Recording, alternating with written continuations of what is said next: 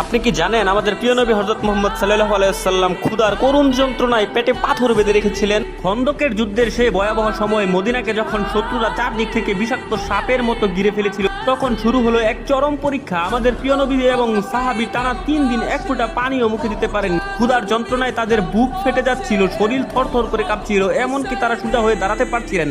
এমতো অবস্থায় ক্ষুধার জ্বালায় অস্থির হয়ে এক সাহাবী আল্লাহর রাসূলের সামনে এসে দাঁড়ালেন, নিজের জামা তুলে দেখালেন ক্ষুধার জ্বালায় কুকড়ে যাচ্ছেন এবং অতি কষ্টের সহিত আমাদের প্রিয় নবী হযরত মুহাম্মদ সাল্লাল্লাহু আলাইহি ওয়াসাল্লামকে দেখালেন তিনি ক্ষুধার যন্ত্রণায় তার পেটে পাথর বেঁধে রেখেছিলেন। তখন আমাদের প্রাণের নবী হযরত মুহাম্মদ সাল্লাল্লাহু আলাইহি ওয়াসাল্লাম মুস্কি হেসে তার পবিত্র চাদর মুবারক তার পেটের উপর থেকে সরানোর সাথে সাথে সকল সাহাবীরা দেখে গর্জে চিৎকার করে উঠলেন, কারণ আমাদের প্রিয় নবী হযরত মুহাম্মদ সাল্লাল্লাহু আলাইহি ওয়াসাল্লাম একটি নয় দুটি পাথর বেঁধে রেখেছিলেন তার পেটে। আমাদের প্রাণের নবী সাল্লাল্লাহু আলাইহি ওয়াসাল্লাম এত কষ্টের মাঝে থেকেও আমাদের জন্য কেঁদেছেন। আজ আমি দেখতে চাই আমাদের প্রাণের নবীকে